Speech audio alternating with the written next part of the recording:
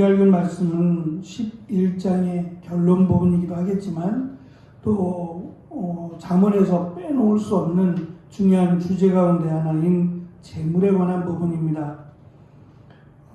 예수님 당시에도 일당이라고 해서 그날 일하고 또 벌어먹는 그런 그 방식의 삶이었습니다.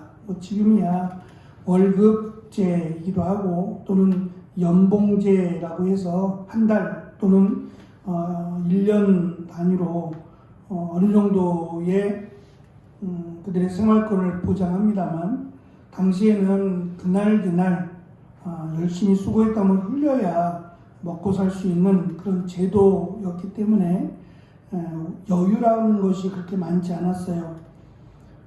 이 재물이라고 하는 부분은 일용직 매일매일 일하고 또 먹고 사는 사람을 의미하지 않고 고용할 수 있는, 그러니까 어느 정도의 여유를 가진 사람들에 해당하는 말씀이라고 보여집니다. 24절부터 31절은 전부 재물에 관련된 내용으로 구성되어 있습니다.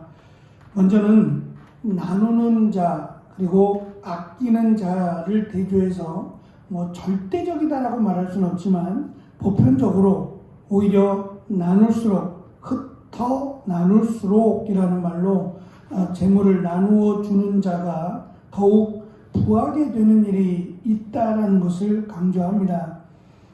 이것은 말 그대로 전혀 여유가 없는, 정말 빠듯하게 살아가는 사람들에 해당되지는 않을 겁니다. 나누어 줘도 나눔이 있는 그런 여유 있는 자가 나누어 주라는 거죠. 누구를 향해서 나누어 주냐면 이웃을 향해서, 또는 궁핍한 자, 또는 우리가 룻기에서 보아스를 보는 것처럼 정말 하나님의 은혜로 말미암아 그가 부하게 되었을 때에 그 부하게 하신 이유와 목적을 잃지 말라는 겁니다. 그래서 희년제도가, 이때 당시에는 희년제도가 있었을 겁니다만 정말 힘들고 어려운 그런 상황에 놓인 자들에게 은혜를 베풀어 주라는 거죠. 그게 실제적인 도움을 주라고 하는 겁니다. 그러면 그가 어려움에 처했을 때, 또는 그의 자녀들이 어려움에 처했을 때에 도움을 받았던 자들이 도움을 줄 것이다 라고 하는 것을 배경으로 안고 설명하고 있습니다. 반대로 그가 여유 있게 또는 넉넉함을 가지고 있다고 할지라도 과하게, 과도하게 라고 설명하는데요. 아끼는 자는 오히려 부하게 되는 것이 아니라 가난하게 될 수도 있다라고 하는 것을 설명하므로, 물질 또는 재물이라고 하는 것은 사용하는데 더 큰 의미가 있다, 아끼고 모으는 데 의미가 있는 것이 아니라 오히려 유용하게 필요한 사람들에게 잘 사용하는 것이 더 가치가 있다는 것을 설명합니다. 이어지는 25절 말씀도 구제를 좋아하는 자는 풍족해지고 남을 윤택하게 하는 자는 자기도 윤택하게 될 것을 설명하고, 26절에서는 기근이 들었을 때를 배경으로 합니다. 어려움에 처했을 때 치솟는 물가가 있을 때에 그 해당되는, 요즘 우리 식으로 보면 소금에 해당될지도 모르겠습니다. 제한적이긴 하겠죠. 그리고 앞으로 일본이 방류하게 되면 또 어떻게 될지 구체적으로 사실은 나라에서도 좀 제시를 했으면 좋겠어요. 또 그 이후에 어떻게 해야 되는지, 막을 방법이 없다면 다른 대안은 없는 건지, 왜냐하면 이 어업에 종사하는 분들, 그분들은 정말 생계가 막막하지 않겠어요. 벌써부터도 생선이나 이런 회를 먹지 않는다는 얘기가 들려오니까 그냥 막연하게만 우리가 막겠다라는 등 이런 막연한 조치를 취할 것이 아니라 조금 더 구체적으로 어떻게 하면 좋을지에 대한 대안을 놓고 좀 고민했으면 좋겠다라는 생각을 갖습니다. 이 기근으로 인해서 물가가 어떤 부분이 품귀 현상이 일어날 때 그것을 내어 놓는 자가 오히려 복을 받을 것이다. 갖고 있으면 돈이 되겠죠. 점점 물가가 오르니까 돈이 되겠지만 자신의 이익을 위해서 다른 사람을 힘들게 하기보다는 오히려 내가 조금 손해는 아닐 겁니다만 나도 다음에 물건을 구하기 어렵다 할지라도 내가 가진 것을 내어 놓음으로 오히려 다른 사람에게 유익을 끼치는 재물과 관련돼서 그러한 삶을 살라고 말합니다. 선을 이루기 위해서 또는 선을 간절히 찾는 자에게는 하나님의 은혜가 임하고 악을 더듬어라고 설명하는데 이건 역시도 그냥 늘 이것을 생각하고 추구한다는 그런 의미입니다.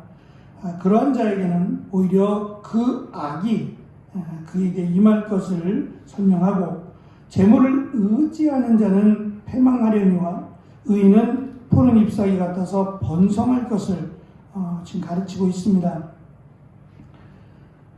보통은 재물이라고 하는 것이 재물에 국한되어 있지 않고 재물은 곧 힘을 의미했습니다. 그러니까 재물을 많이 가지고 있는 자는 권력과 힘을 가질 가능성이 많아요. 그렇다 보니까 재물을 의지하는 경향들이 많겠죠. 그런데 오히려 그것이 패망하는 이유는 그 재물이 그를 지키지 못한다라고 하는 앞에서부터 설명해왔던 내용 때문이고 또 한 가지는 재물이 그의 생명을 지키지 못한다는 겁니다. 하나님이 그의 생명을 단명하게 하시기 때문에 결국은 써보지도 못하고 그 많은 재물을 제대로 사용하지도 못하고 세상을 떠날 것이기 때문에 재물을 의지하지 말라고 강조합니다. 29절에 보면 자기의 집을 해롭게 하는 자의 소득은 바람과 같아서 사라진다는 거죠. 반면에 미련한 자는 마음이 지혜로운 자의 종이 되리라. 그리고 30절은 지혜로운 자는 사람을 얻는다고 말합니다. 재물의 유용성은 그냥 재물에만 있지 않고 그 재물을 통해서 사람을 얻게 될 때 그 재물의 가치가 더욱 높아진다는 거죠. 그러니까 재물의 사용이 자기에게가 아니라 오히려 다른 사람에게 흘러갈 때 그것을 통해서 사람을 얻게 된다라고 돈을 주고 사람을 산다는 이야기가 아니라 그에게 도움을 줄 때에 그의 마음이 자신에게 도움을 준 자에게 있지 않겠습니까? 그러면 결국 나는 돈을 잃었지만 오히려 사람을 얻게 되는 일이 있을 것이다 라고 하는 설명입니다. 재물과 관련돼서 31절은 보응에 대한 말을 합니다. 그러니까 재물을 어떻게 사용하느냐, 재물을 모으는 것 내 마음입니다만 재물을 모으는 것이 오히려 마치 죄인 것처럼 그리고 악인인 것처럼 설명을 하고 오히려 재물을 베풀며 선하게 사용하는 자 그에 대해서 하나님이 복을 더하시겠다라는 말로 설명을 합니다. 솔로몬은 왕이었기 때문에 사실 이런 부분에서 일반적인 우리들과는 분명히 다릅니다. 다만 그가 재판관으로서 많은 사람들을 재판하는 일에 관심이 많았고 또 많은 사람들을 평등하게 또는 또 하나님의 말씀대로 그들을 이제 지키고 보호하는 일에 유독 관심이 많았던 왕이었던 것 같아요. 아쉬운 것은 솔로몬이 쓴 이런 법규라든지 솔로몬이 쓴 재판의 기록 같은 것이 좀 남아있다면 조금 더 많은 도움이 되었으리라 생각을 합니다만 그러한 그 지혜자 또는 재판관으로서의 솔로몬이 강조하는 일상적인 삶이라고 본다면 그가 재물에 관해서 사람들은 여기에 관심이 많았을 겁니다. 시대를 막론하고 재물이 많고 부자가 되기를 원하는 것은 세계 공통적인 역사적으로 공통적인 주제가 아니었겠나 싶습니다. 중요한 것은 부자라고 하는 것은 돈이 많은 사람이 아니라 돈을 많이 쓰는 사람을 부자라고 한다는 겁니다. 그렇다면 여유가 없는 사람에게는 그렇게 해당되지 않는 내용이 되겠습니다만, 부자가 되었다면 그것을 통해서 사람을 얻기 위해서 또 이웃을 도와주고 세우는 일에 귀하게 사용될 때 그는 사람을 얻을 뿐만 아니라 하나님의 은총을 얻는다고 하는 지혜의 내용이라고 생각합니다. 이러한 삶을 살아가는 또 우리가 되고 우리 자녀들이 되는 귀한 은혜가 있기를 축원합니다. 기도하겠습니다.